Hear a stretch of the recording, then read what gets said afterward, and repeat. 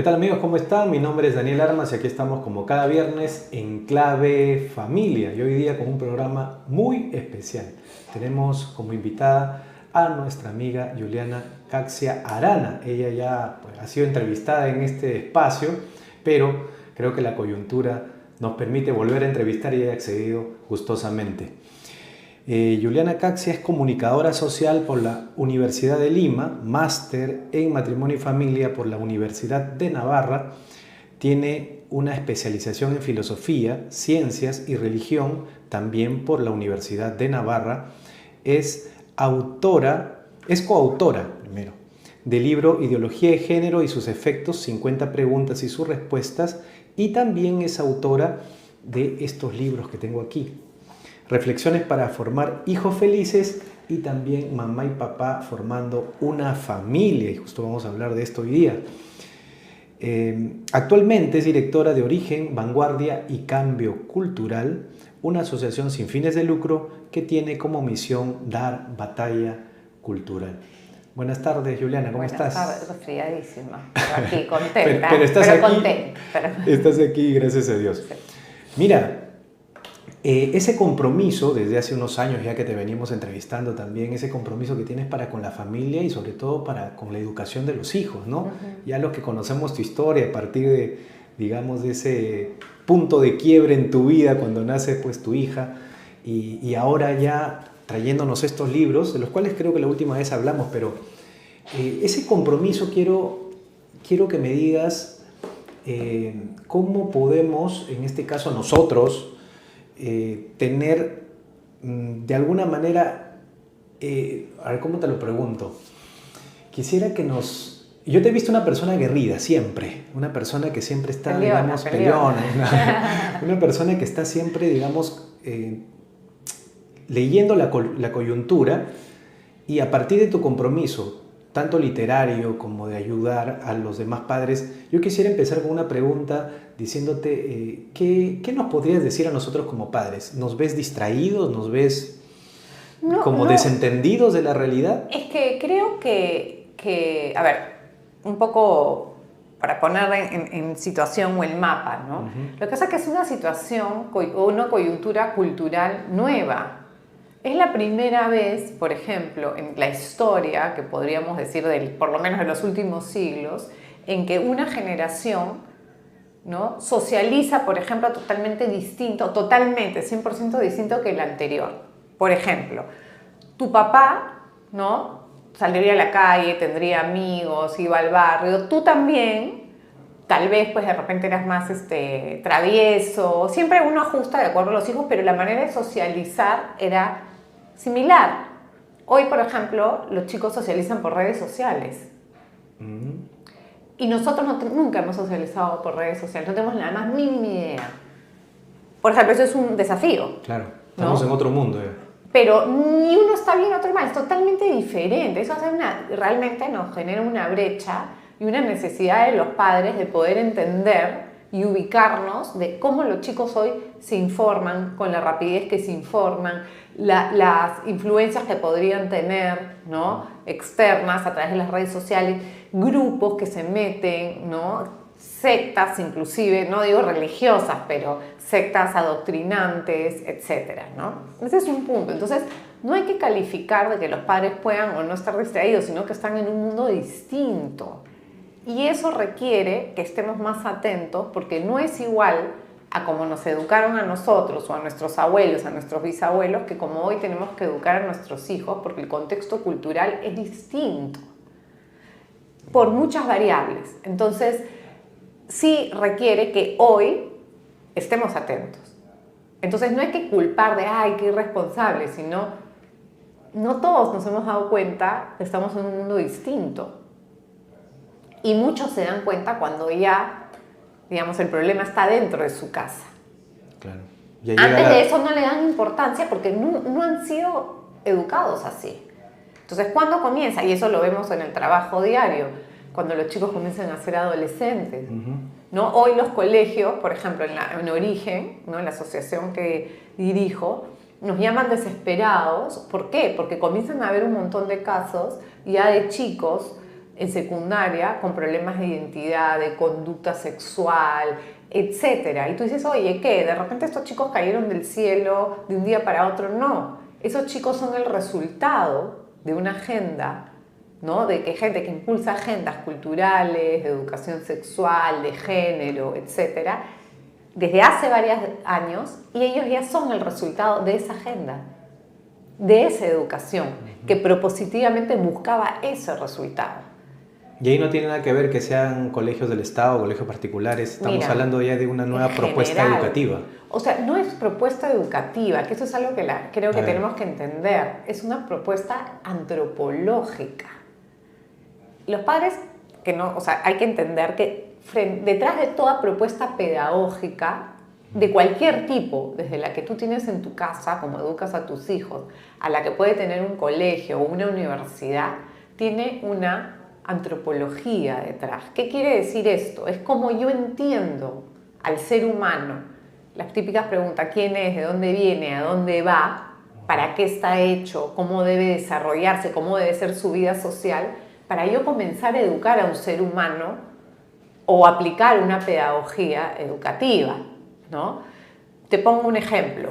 Si tú piensas que los niños o los seres humanos no nacen ni hombres ni mujeres, sino que su sexo, o mejor dicho, tienen género, no sexo, su género es una percepción que ellos irán construyendo a lo largo de su vida, tú los vas a educar totalmente diferente a si tú entiendes que el ser humano, por ejemplo, nace con un sexo biológico determinado y que sí, vale la redundancia, es determinante en quién será en su vida o en el futuro, ¿no? Cómo irá desarrollándose su plan vital. Entonces, si tú entiendes que los seres humanos no tienen sexo sino género y eso lo aplicas a los colegios, la manera de educar en todas las materias, sobre todo las que tienen que ver con, que tienen índole moral o ético o de desarrollo social, va a ser totalmente diferente si tú entiendes que el ser humano es hombre y mujer. Y que en este ser hombre y mujer existen distintas conductas que te pueden parecer buenas o malas. ¿Te das cuenta? Sí. Entonces, es un problema antropológico, de propuesta antropológica. Entonces, mientras los padres no entiendan que nos estamos enfrentando a un cambio antropológico de entendimiento del ser humano, más allá de las diferencias que podamos tener, como digo, en valoraciones de conducta, ya van a encontrar con ese problema. Un cambio antropológico a partir de cierta idea, es decir, de propuesta ideológica, ¿no? Claro. Entonces, ahí viene el tema de por qué, digamos, los políticos o las personas que toman las decisiones, ¿por qué asumirían cosas que no tendrían un sentido antropológico lógico? ¿Por qué? Porque alrededor de eso no todo funciona con el sentido común, sino las ideologías no avanzarían en el mundo o en distintos momentos de la historia. ¿Te das cuenta? Para que una ideología avance, no se requiere sentido común. Más bien, si se usara el sentido común no avanzaría, porque caerían por simplemente contrastar la realidad y la verdad. ¿Te das cuenta? Avanzan porque tienen otros mecanismos para avanzar. Y uno muy potente hoy, sobre todo lo que tiene que ver con el género, es el dinero. Las ONGs, las organizaciones y las personas que impulsan el género en el mundo, la ideología de género, mueven muchísimo dinero. Muchísimo. Y claro, cuando tú inviertes millones de dólares, miles de millones en cambiar los valores de una sociedad y nadie hace nada, obviamente vas a tener resultados. Y los chicos que hoy vemos, que ay, la juventud de hoy está perdida, ¿no? Eso siempre decían los viejos, inclusive antiguamente cuando hasta escuchaban los Beatles, te parecía, ¿no? Parecía que los pelucones, el papá de Mafalda, ¿no? Estos pelucones, ¿no? Decía. O sea, ya quisiéramos ahora que nuestros hijos escucharan solo los Beatles y no Bad Bunny o todas esas cosas que escuchan. Pero digo, siempre la juventud ha presentado cambios, rebeldía, emprendimientos, que está bueno, porque si no fuera por la fuerza de la juventud, las sociedades se estancarían también. Claro. Eso no hay que perderlo, pero es una cosa muy distinta que tengamos hoy generaciones de jóvenes deprimidos, con altas tasas de suicidio, sin entender cuál es el propósito de su vida, sin tener un sentido de su vida, ni siquiera saben quiénes son. eso es resultado de una propuesta educativa que tiene muchos años y que se ha implementado como algo novedoso, distinto, progresista, ¿no? Pero no entendido como progreso, sino deconstruyamos todo lo pasado, todas esas cadenas que nos han atado, ¿no? La religión, ¿no? Y lo paradójico, y con esto termino, es que finalmente terminan también insertos en una especie de religión, ¿no? Buscando el sentido de su vida, pero evidentemente terminan pues desbarrancándose porque por ahí no va la cosa, ¿no?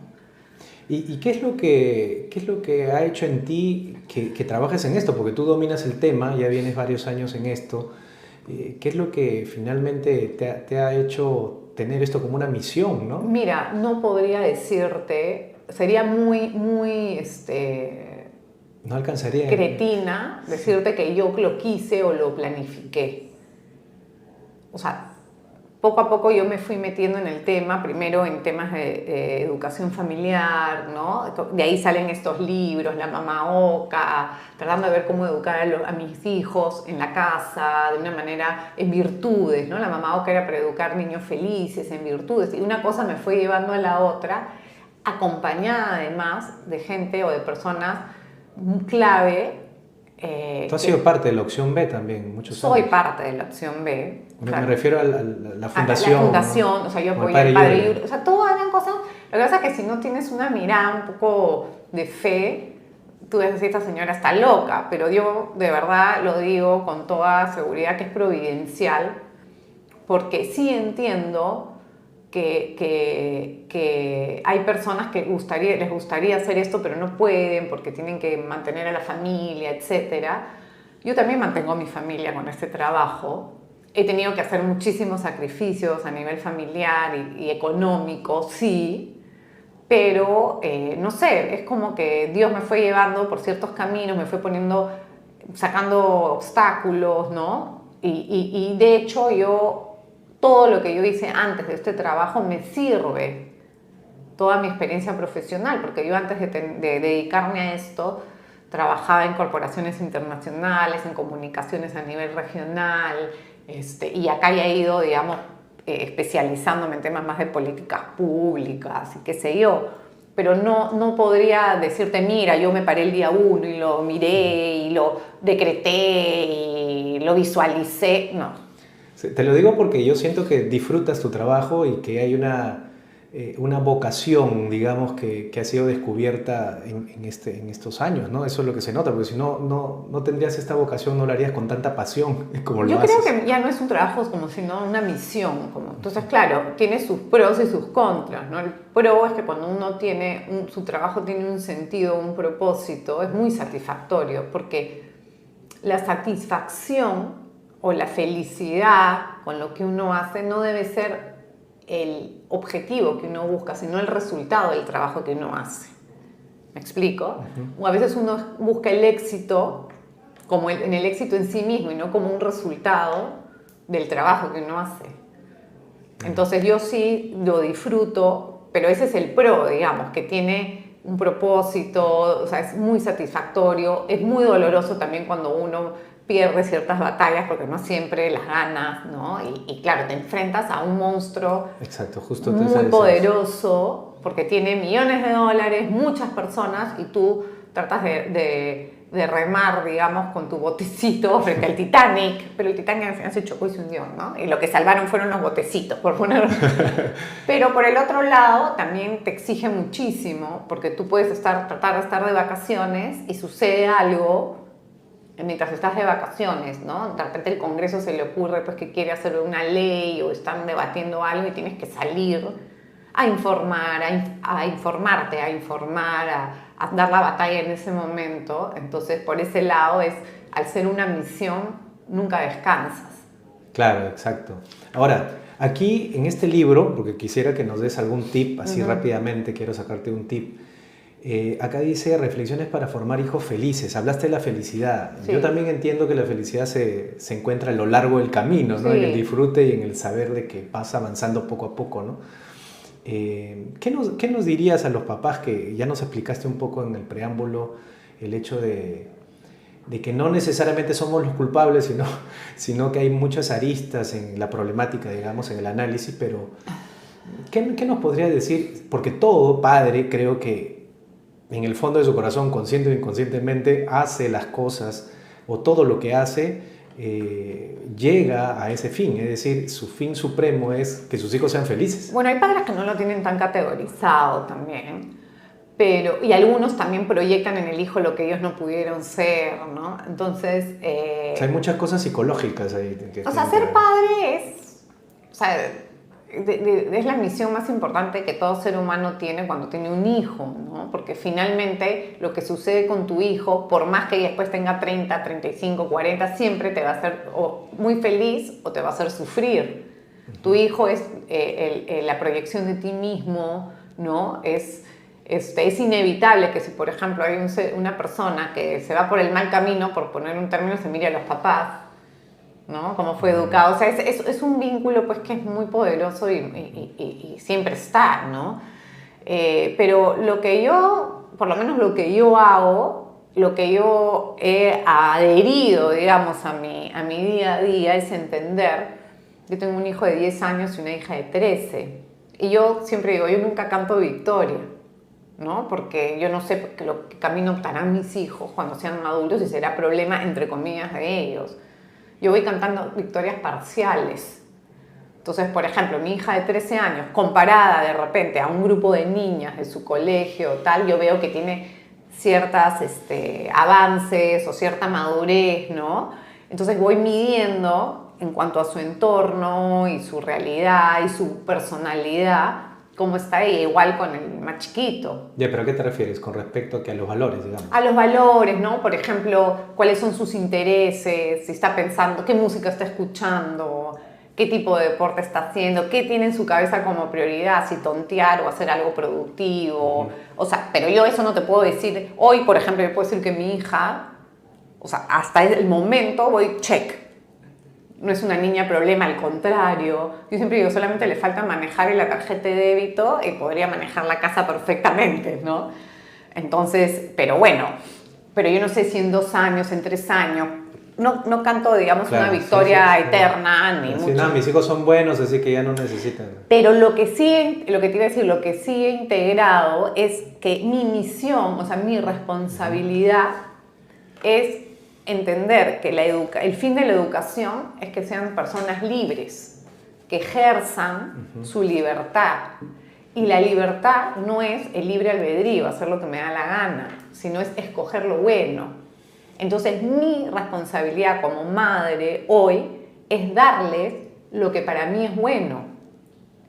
¿Te das cuenta? Entonces, eso implica que hablar con ellos, decir lo que pienso, discutir con ellos, darles tiempo, ¿no? Sentarnos a escucharlos, por más que te pueda aburrir algunas veces lo que te cuento, pueden ser repetitivos, tomar acción con lo que pasa en el colegio, estar atento, ¿no? Estar presente, atento, no solamente físicamente, sino con la cabeza. Y poco a poco, o sea, cuando tú desde chiquititos estás presente, los hijos van creciendo y terminan siendo chicos sin problemas, mayores, entonces es más libre tu vida. Inclusive tú como padre tienes más libertad en el buen sentido de la palabra porque tus hijos están escogiendo bien para su edad, ¿no? Les puedes ir abriendo ciertos límites porque ya están maduros para asumirlos. Claro, porque mientras ¿no? sigan siendo menores de edad te van a estar llamando al colegio diciéndote mira, un niño problema, o metiéndose en problemas y tienes que estar Exactamente, solucionando. entonces tú vas viendo, y, por ejemplo, hablo desde mi experiencia.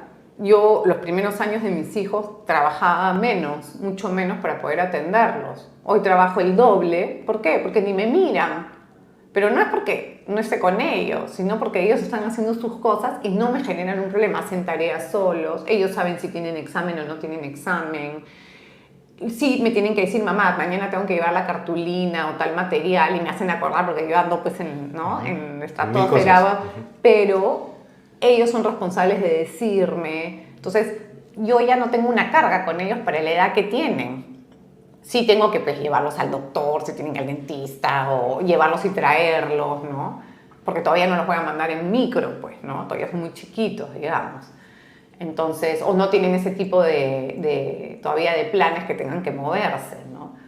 Entonces uno va soltando la rienda y en ese soltar tú también te vas aligerando de la fuerza que estás ejerciendo en tenerlo sostenido, ¿no? Claro, claro. Ahora, con respecto a esto de tener presencia, de saber lo que está pasando, hay cosas que también salen de nuestro control, Sí, como por ejemplo el tema de lo que hablábamos al inicio de la entrevista, ¿no? Y tú eres una especie de abanderada también de las cosas que en la política pasan y que influyen o afectan, digamos, a las familias en general en el Perú. Entonces, por ejemplo, ¿no? A partir de los libros, ahorita estaba mirando los libros y me acordaba de esto, y justamente hace un par de días el Congreso acusó constitucionalmente, ¿no? Ayer. Sí, hace 2 días. Hace un par de días a Daniel Alfaro, un ex ministro de Educación. ¿Tú nos puedes hacer como un recordaris de lo que pasó? Porque claro, los años pasan y los papás se olvidan. Ya nos olvidamos, ¿no? Mira, este tema de Daniel Alfaro justo traía una ayuda de memoria, porque ha sido recientemente, empieza en el 2018. O sea, vamos casi 5 años, junio del 2018. Toda esta historia empieza cuando se le advierte, cuando él era ministro de Educación, la señora Juliana Calambroyo, que en ese momento pertenecía al colectivo Padres en Acción, que fueron los que hicieron la acción popular para que no pongan el enfoque de género, no, para que no pongan el enfoque de género transversal en el currículum. A ella le invitan a la comisión, la señora, si no me equivoco, congresista en ese momento, acá lo tengo, el 4 de julio del 2018, en la Comisión de Educación, Juventud y Deporte, presidida por la congresista Paloma Noceda, la señora Juliana Calambroyo, de Padres en Acción, le indicó al ministro Alfaro que en los textos escolares que iban a imprimir, ¿no?, habían colocado enlaces con, ya estaban impresos, creo, con fuerte contenido sexual e inapropiado para los adolescentes. Pero ¿qué dijo el Minedu? ¿Qué dijo el ministro Alfaro? Que el Minedu era el órgano rector que no nos podíamos meter los padres de familia, ¿no? Al año siguiente, en abril, saltó el escándalo mediático. ¿Por qué? Porque nuevamente, mira, madre de familia, la señora Calambroyo, le dice al ministro, señor ministro, ojo con estos links. El ministro le dice, igual vamos a distribuirlos. No es su problema, le digo. ¿Ok? Al año siguiente, en el 2019, otra madre de familia, que este es un punto importante, agarra el texto escolar, ¿no?, los textos escolares, y ve que hay unos links, porque no es que era en digital y tal, y se da el trabajo, la mamá, mira qué importante, de tipearlos y se encuentra con este contenido. Y salta el escándalo, ¿no? Y ahí, en ese momento, en abril, sale la ministra Flor Pablo diciendo esto ha sido terrible. Ella lo reconoce y dice, por favor, agarren un plumón y tachen, ¿no? Entonces, esto fue, como te digo, el 8 y 9 de abril. Y luego, en febrero del 2022, casi 3 años después, se hace la denuncia en la subcomisión de acusaciones constitucionales, ¿no?, donde estuvo Daniel Alfaro y su abogado Aníbal Quiroga.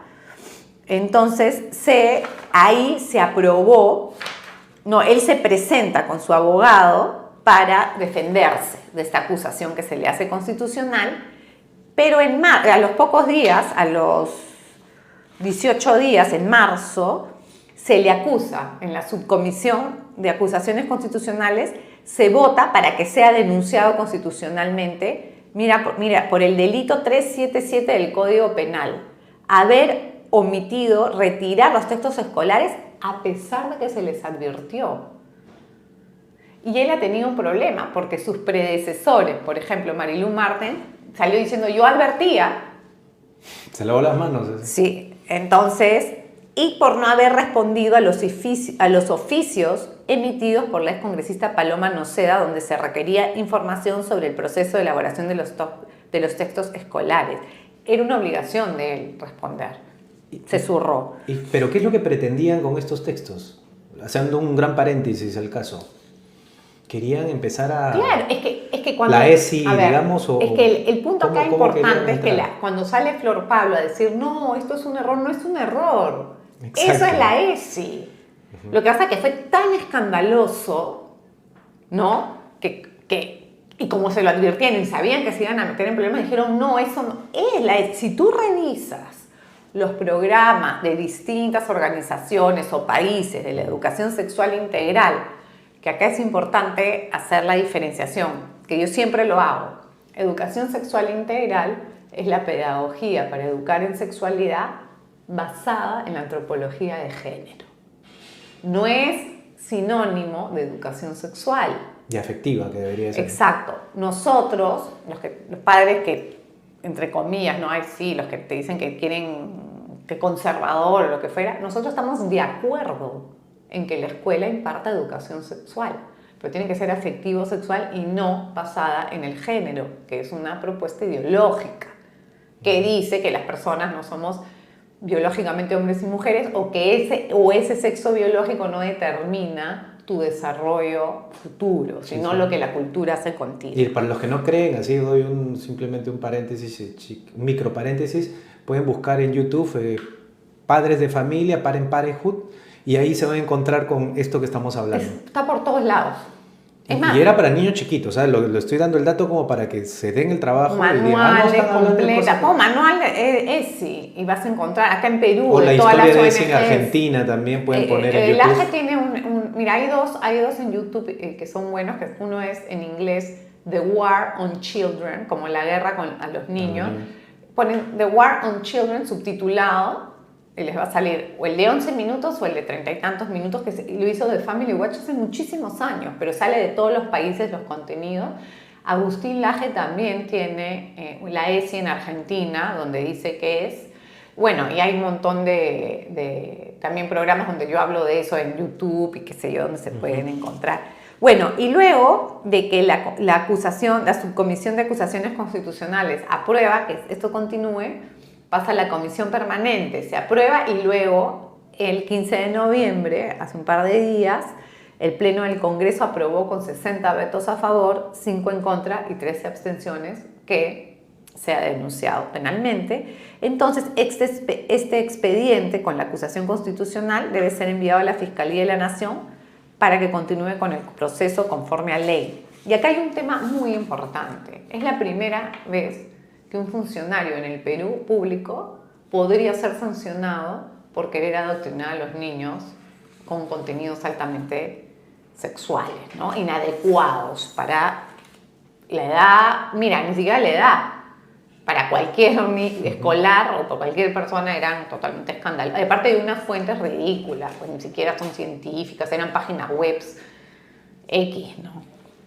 Sí, pero entiendo de que también hace 2 años máximo ya hay una resolución viceministerial que habla de implementar la ESI. De hecho, en el 2021, en agosto del 2021, el Ministerio de Educación publicó la guía para implementar la ESI, un recurso educativo para docentes. Y ahí, claro, que fue publicada con una resolución ministerial, que no tengo acá el número, y ya está, ¿no? Ahora hay que ver qué contenidos van a asociar a esta implementación de la ESI. Y de hecho en la portada de ese documento, de esa guía para docentes, estaba el logo de la ONG Plan International, que nosotros también en Origen hemos investigado profundamente. Es más, en YouTube pueden encontrar ya en el canal de Agustín Laje material, en una entrevista que me hacen a mí mostrando ese material. Falta un programa más. Sí, son 3 programas hemos visto que has lanzado, ¿no? Entonces ahí podemos ver cómo es Plan International y qué hace. De hecho, hay un dato acá súper interesante. Plan International, que es la que tiene el logo en la guía para docentes de la educación sexual integral y que ha firmado un convenio marco con el Minedu para convenio de cooperación, y tiene un montón de convenios específicos. Su casa matriz en Estados Unidos es la 4ª fuente cooperante de la cooperación internacional de todo el Perú. O sea, por lo menos se fue hasta el año 2021. Muy poderosa aquí. Tiene mucha influencia, digamos. O sea, de toda la ayuda de cooperación internacional que llega, es la 4ª. Y la mayoría del dinero va a Plan Internacional de acá. Entonces, y ellos van a implementar la ESI, dinero. o sea, estamos hablando de... Entonces nosotros hicimos la investigación totalmente basada en información oficial de la Agencia Peruana de Cooperación Internacional y su propia página web y sus propios materiales. En el programa que falta publicar, que seguramente se publicará después las elecciones argentinas y qué sé yo, que pase toda la bulla que Agustín cubre, ahí van a poder ver de qué trata el contenido que maneja Plan International en sus programas que hace independientemente como ONG en Loreto, porque el material que tenemos es de Loreto. Entonces, y esa ONG es la que tiene su logo en el manual oficial del Minedo. ¿De qué estamos hablando? ¿No? Entonces, ese tipo de cosas, los padres de familia tenemos que estar al tanto. Y es necesario que digamos, oye, un ratito, a mis hijos la educación sexual no se la va a dar una ONG pro género, pro aborto, pro lo que sea, o ninguna ONG. ¿De qué estamos hablando? Entonces, el Minedo no se da abasto para implementar la educación sexual en los colegios. ¿Cómo la va a tercerizar una ONG?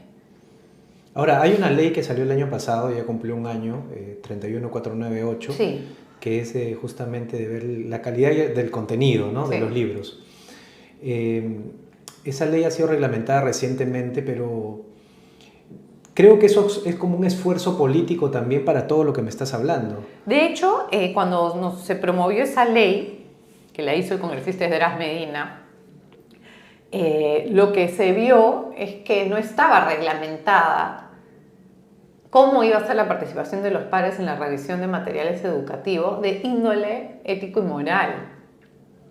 Eso es importante porque la gente que los detractores te dicen, ¿y tú qué sabes de matemática y geografía? Sabrán más que ellos, pero digamos, no es el tipo de materia en la cual el padre, o sea, yo no voy a decir, oigan, para mí 2 más 2 es 18, no, pues, no sean ridículos, ¿no? Esos son argumentos ridículos, son los que tienen que ver con una interpretación o que tengan que ver con de índole moral o ética, historia. ¿Cómo cuentas la historia? Por supuesto que tiene sesgos, ¿no? Educación cívica, educación personal, educación sexual, etc. No solamente son materiales de educación sexual.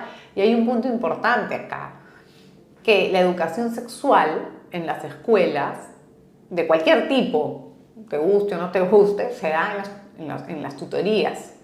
Es presencial.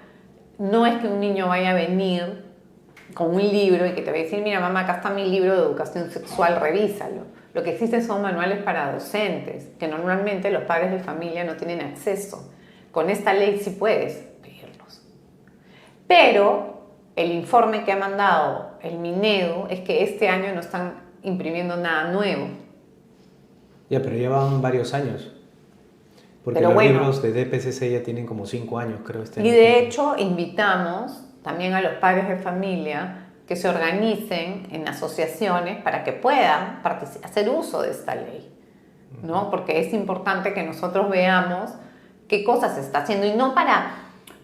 Ojo, no es que el padre de familia pueda impedir que se imprima, como no pudo la señora Calambroyo impedirlo, pero puedes enterarte, porque al final la rectoría es del Minedo y evidentemente el Minedo no puede estar, entre comillas, haciéndole caso a todas las posturas. Claro. Pero sí tú le puedes decir, señor, esto no es neutro, usted está tomando partido por una posición ideológica, por lo menos manténgalo neutro.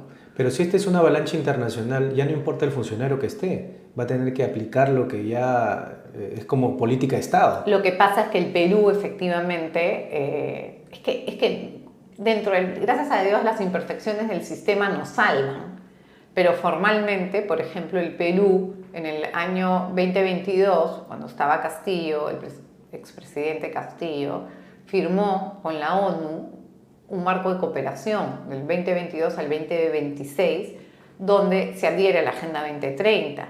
Y dentro de la Agenda 2030, que también está este programa donde Agustín Laje van a poder ver todo esto que les estoy hablando, en la Agenda 2030 te adhieres sí o sí al objetivo 5, que es igualdad de género, que detrás de eso tiene un montón de metas. La 6, por ejemplo, es derechos sexuales y reproductivos, la educación sexual integral. Y lo interesante es que cuando tú ves cualquier objetivo que el Perú se ha comprometido, todos tienen que tener todas las acciones que haga el Perú para implementar la Agenda 2030 tienen que tener como un efecto directo, un impacto en el género. Entonces la Agenda 2030, eso también lo hemos demostrado en este programa, con los documentos, porque no es que yo me inventé. Tú lees el marco de cooperación y te dice efecto directo, género, efecto directo, género, efecto directo. Entonces no es que yo, no, mira acá, tal vez digo, no, está explícito. Lo que pasa es que hay que darte el trabajo de leerlo. Y yo digo, volviendo al tema de los padres, ok, no leas, porque todos los padres de familia tienen que trabajar. Este es mi trabajo. Yo sí lo tengo que leer, pero por lo menos lean los informes o vean los videos que producimos, donde se pueden informar de la investigación, porque somos totalmente conscientes que como padre de familia tienes que trabajar 12 horas diarias, encima te vas a meter a investigar y hacer un tipo de análisis de todos los documentos de la ONU, no. Pero cada día hay más material disponible de distintos voceros, de distintas organizaciones, que es bueno escucharlo porque ya están resumidos, ya está hecho el trabajo de análisis y está bien compartirlo también.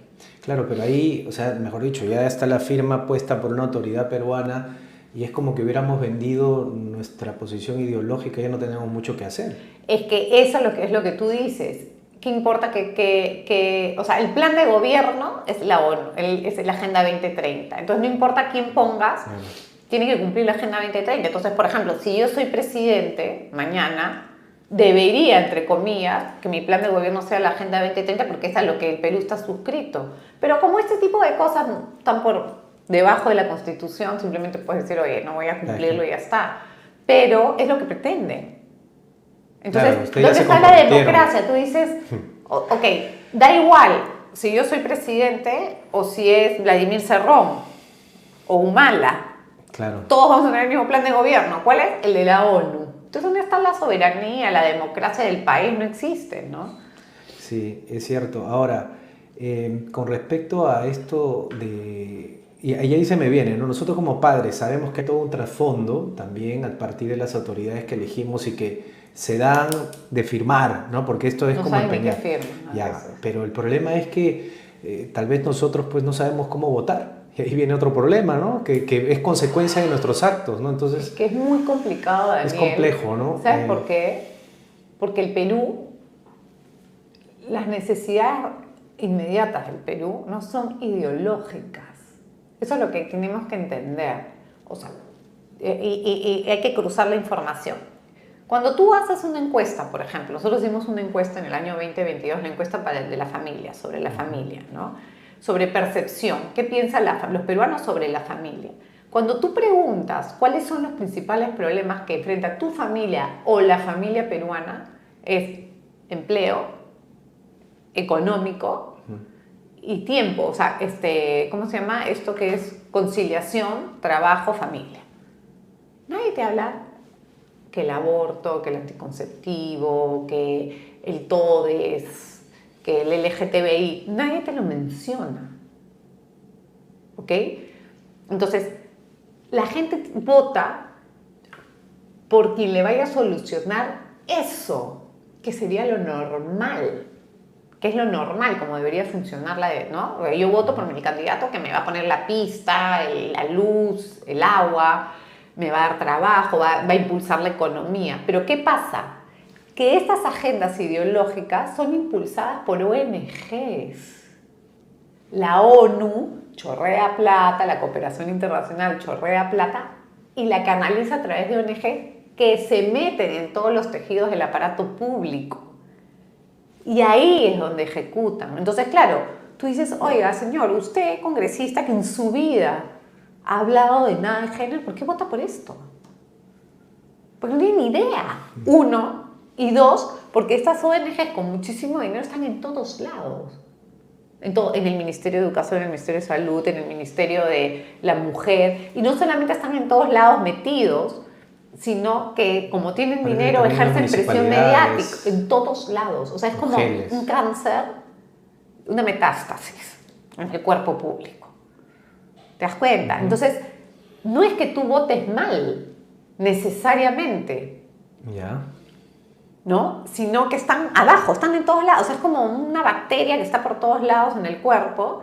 Y claro, yo puedo ser ministra mañana, y hoy me he puesto todos los puestos públicos, pero yo puedo ser ministra y abajo La mujer puede tener pues 200 personas que están de alguna manera infiltradas o asociadas, entonces tengo que limpiarlo. Claro. Pero ¿qué pasa? Si en 15 días me piden la renuncia o me votan, no tengo cómo hacerlo. O mejor dicho, si yo voy a hacer eso, al toque me van a hacer la camita para... No, y aparte comienzan con que la señora retrógrada, ¿no? El hijo que hizo, el sobrino, el primo tercero que vive en Irán, una vez dijo, ¿no? Entonces comienza todo este aparato, que ahí es otro punto, toda esta moledora mediática de troles, de canales de televisión que repiten y te destruyen. ¿Por qué? Porque no les gusta, porque les estás quitando el dinero, les estás quitando el negocio. Entonces, tú me dices, oye, yo puedo entrar mañana y bajar el dedo y curar todo, no, pues tengo que meter un tratamiento, ¿no? Pero tiene que entrar toda y a largo plazo. Toda una fuerza, en realidad. Exactamente. Y la pregunta es, porque ¿hoy la nadie tenemos? gobierna solo. ¿Hoy la tenemos? O sea, por ejemplo, que por eso te digo, no es tan fácil como decir, esta es la causa y este es el efecto, entonces tocamos la causa. No, te pregunto, con la destrucción que ha habido de los partidos políticos, que la gran mayoría, si no todos, son nuevos, ¿no? No tienen idearios, tienen que cubrir sus listas como sea para poder llegar a las siguientes elecciones, que en los últimos años no son cada 5 años. ¿No? Y tienes un problema, no tienes cuadros formados, tienes que ver cómo, y encima tienes que llenarlas con paridad, alternancia, hombre, mujer, no importa, a nivel nacional, no tienes bases, entonces entra cualquier cosa. Al mismo tiempo, ¿no? Tienes que no pueden ser reelegidos, entonces el congresista que hace un buen trabajo no puede ser reelecto, entonces tienes que votar por otro que no sabe si es nuevo o viejo, tiene que tomar la curva de aprendizaje y cualquier proyección, porque por ejemplo yo mañana, otro puesto, soy congresista, entonces presidente, ministro congresista, yo puedo tener un plan a 10 años como congresista, entonces yo voy a hacer un buen trabajo, me reeligen, ¿no? Y yo puedo prolongarlo, pero no, ahora tengo 5 años y no puedo, y tengo que ver qué hago por 5 años y no hay una sostenibilidad, ¿no? Entonces, como te digo, son muchas variables que confluyen, que no todo es que sí es responsabilidad del votante tener formación política, ¿no? Claro. Pero no se lo puedes pedir a todos. Y evidentemente al final termina, si tú eres una persona muy pobre y viene alguien te regala un pollo y te dice todas las meses te voy a regalar un pollo, ¿no? Vas a votar porque te va a Claro. Ahora, ustedes como oficina, digamos, como origen, ¿han pensado, tú que, digamos, te dije hace un ratito como abanderada de nosotros los padres de familia, ¿han pensado en hacer algún esfuerzo, digamos, mediático, político, comunicacional, me refiero cuando digo mediático, en el hecho de organizar a los papás, de tenerlos informados? Sí, mira, nosotros en todos los años que venimos trabajando en este tema de concientización, y bueno, es un trabajo arduo y vamos teniendo resultados. Una de las cosas constantes que hemos recogido, que las personas te dicen, o los padres te dicen, totalmente de acuerdo contigo, ¿cómo hago? ¿Cómo participo? Yo quiero hacer, ¿no? Entonces, sí, en un momento puedes tú salir a protestar o pararte tal, pero es un trabajo, como hemos descrito, constante del día a día. Entonces, recogiendo esas inquietudes, que es la palabra, hemos iniciado, no sé si se puede ver acá, Padres Peruanos por la Libertad para Educar, que es una plataforma participativa, que pueden entrar a padresperuanos.pe, www.padresperuanos.pe, ¿no? Y lo que tiene como misión es defender y promover el derecho preferente de los padres de familia a ser los primeros educadores de sus hijos. Sobre todo por lo que se ha visto en otros países, ¿no? Es que en otros países, por ejemplo en Estados Unidos, como en los estados que existen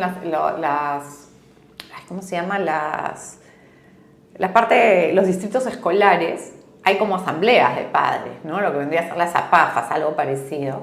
Yeah. Ellos son los padres que han tomado, entre comillas, el poder de estos distritos escolares, están volteando el adoctrinamiento de género, por ejemplo, ¿no? Entonces, lo que hace Padres Peruanos lo que busca Padres Peruanos es aglutinar o adherir la mayor cantidad de padres de familia con nombre, apellido y DNI, para que no sea lo que sucede siempre, ¿no? Cuando, por ejemplo, estamos en una batalla por una ley o porque, ¿no? Los del otro lado, por ponerle un término, los más progresistas, las feministas, tienen esta estrategia que es 60 instituciones se han manifestado en contra de la ley. Y cuando ves las instituciones son cuentas de Twitter, ¿no? Padres por no sé qué, madres por no sé cuánto, por la libertad. Entonces nosotros dijimos, no, nosotros no somos cuentas de Twitter, no somos trolls.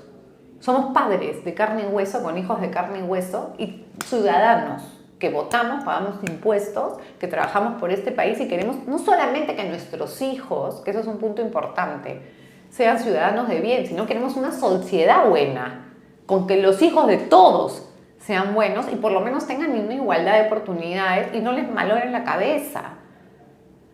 Pero como son tantas las demandas y tantos los problemas, no podemos abarcarlos todos. Entonces nos circunscribimos a que se respete nuestro derecho a ser los primeros educadores en moral, que es un derecho humano y un derecho constitucional. Entonces, lo que queremos es poder en esta plataforma adherir la mayor cantidad de padres de familia que se inscriban en padresperuanos.pe, ponen unirme, les va a llevar un formulario en WhatsApp y ahí los van a contactar y decir yo quiero estar ahí. ¿Y qué vamos a hacer? ¿Qué queremos hacer? Primero es mantenerlos informados de todo aquello que sucede a nivel público y político, ¿no? Que tenga que ver con este derecho de ser los primeros educadores. Segundo, recibir formación también para ejercer de la mejor manera el derecho a ser los primeros padres, los primeros educadores de tus hijos. Lo segundo, queremos también tener participación política. Es decir, si hay algo que no nos parece o sí nos parece, apoyar o no apoyar ciertas iniciativas legislativas o del Ejecutivo o del Poder Judicial, manifestándonos con nombre y apellido y DNI y decir no queremos. Entonces tenemos que ser un actor político, pero como digo, no una cuenta de Twitter. Ni tampoco un partido, sino... No. Eso es muy importante, Daniel. No, o sea, ningún partido, o sea, trabajamos con todos. Nadie, si tú personalmente estás a favor de un partido, del otro, bien por ti. Padres Peruanos es apartidario y si se tienen que sentar a la mesa a conversar con todos, tienen que sentarse porque la bandera blanca son nuestros niños, nuestros hijos. Entonces, todos los que quieran enarbolar esa bandera blanca son bienvenidos. Entonces, no hay ningún tipo de sesgo político, ni vamos a apoyar a un presidente, ni vamos a apoyar a otro y qué sé yo, ¿ok? A un candidato, mejor dicho. Bueno, esto era la participación política, ¿no? Y lo tercero, también ser voceros en medios. Nuestro sueño, porque ahorita estamos soñando, ¿no? Es poder tener esta plataforma, representantes, digamos, a nivel nacional, no solamente en regiones, sino distritos, comunidades, ¿no? Que estén formados y que puedan hablar en los medios de sus localidades, poder trabajar por eso, en la formación que nosotros pretendemos dar, ellos también puedan, no a nombres de padres peruanos, a nombre de ellos mismos, ir y defender a sus hijos ahí donde ellos tienen que estar. Entonces, pero entiendo de que, claro, por ejemplo, lo que tú decías, ¿no?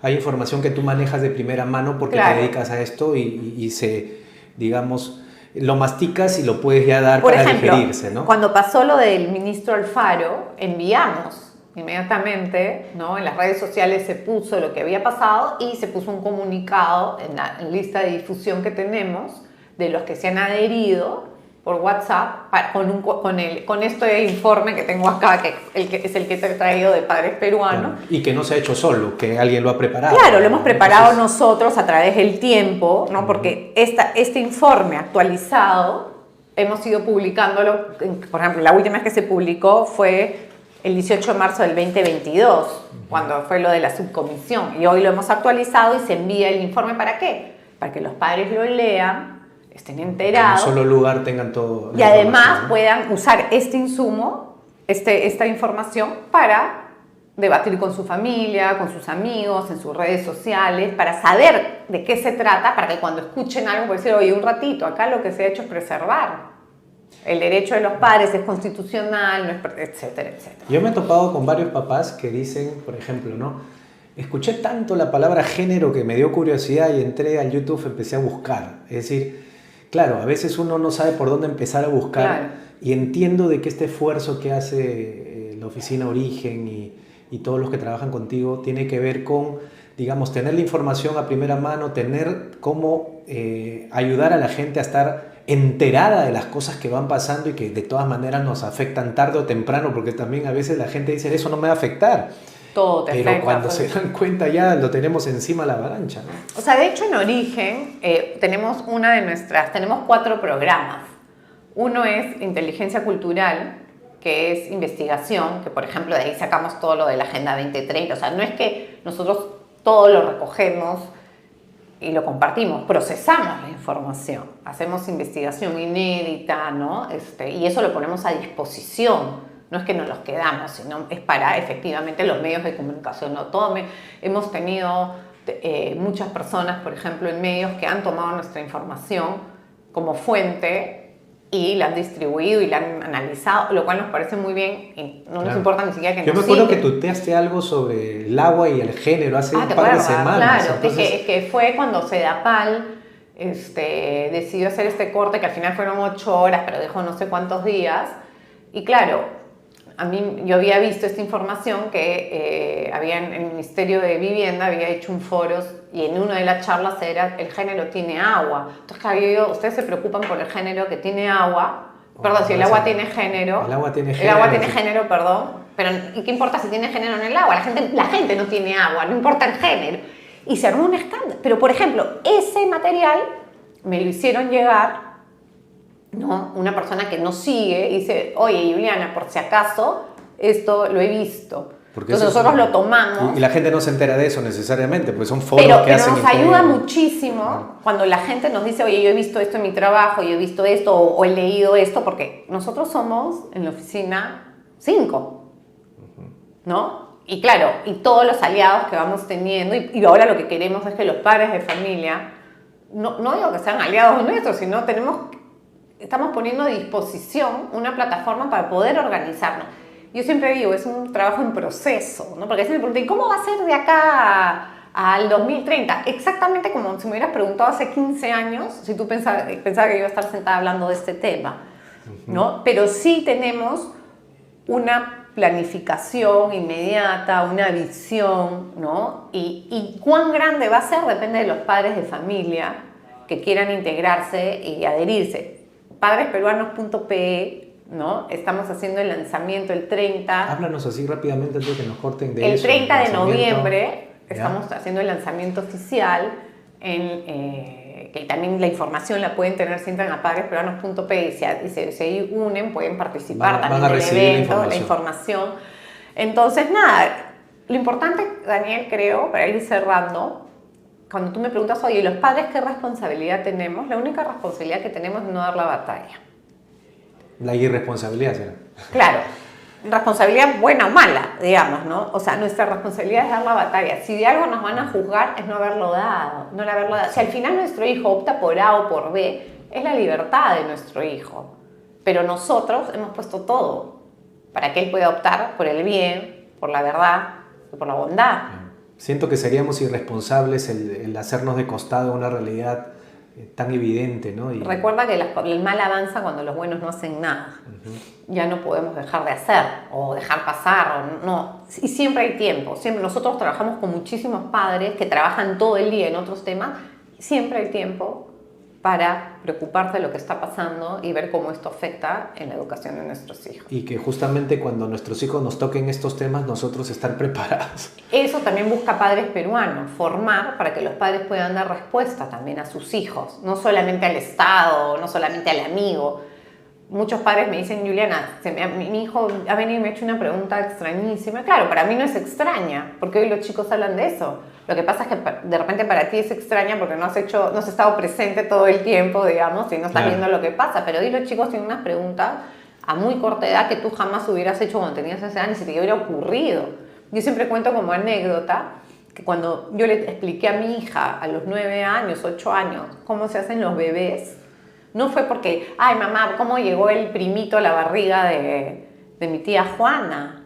Fue porque vi una serie que supuestamente es para niños, y ya yo imagínate que voy a ver todos los capítulos, y hablaron de una madre sustituta, que estaba buscando una madre sustituta, y me dice, mamá, ¿qué es una madre sustituta? Entonces, claro, ¿cómo le explico lo que es una madre sustituta si no le explico lo que es un embrión y toda la parte reproductiva del ser humano? Entonces siempre cuento eso porque digo, cuando tú piensas que va a venir porque vi al hermanito o al primito en la barriga, no me lo pregunto porque vi una serie donde dijo que es una madre sustituta. Nunca me lo imaginé. En mi época no existía, pues, ¿cómo va? No se te ocurre que por ahí va a venir la pregunta. Muy bien. ¿Sabes qué? Te agradezco mucho. Siempre nos falta el tiempo para... Sí, bueno.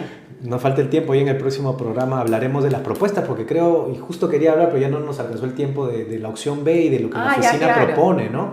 Al menos la web de la opción B, que es una propuesta más en redes sexual sociales. afectiva. La opción V es una asociación también que busca promover la virtud y la castidad y una vivencia sana de la sexualidad a los jóvenes. O sea, sí hay propuestas positivas. Sí, claro. Lo que pasa es que hay que darle, a ver, si tú dejas un espacio libre, alguien lo va a llenar con un contenido, hay que darle el otro contenido también, ¿no? Entonces eso es lo que trabajamos. Pero cuando quieras venimos a hablar de la opción B. Excelente. Gracias, Juliana, por tu tiempo. Gracias. Bueno, y con nosotros será hasta el próximo programa, aquí en Clave Familia.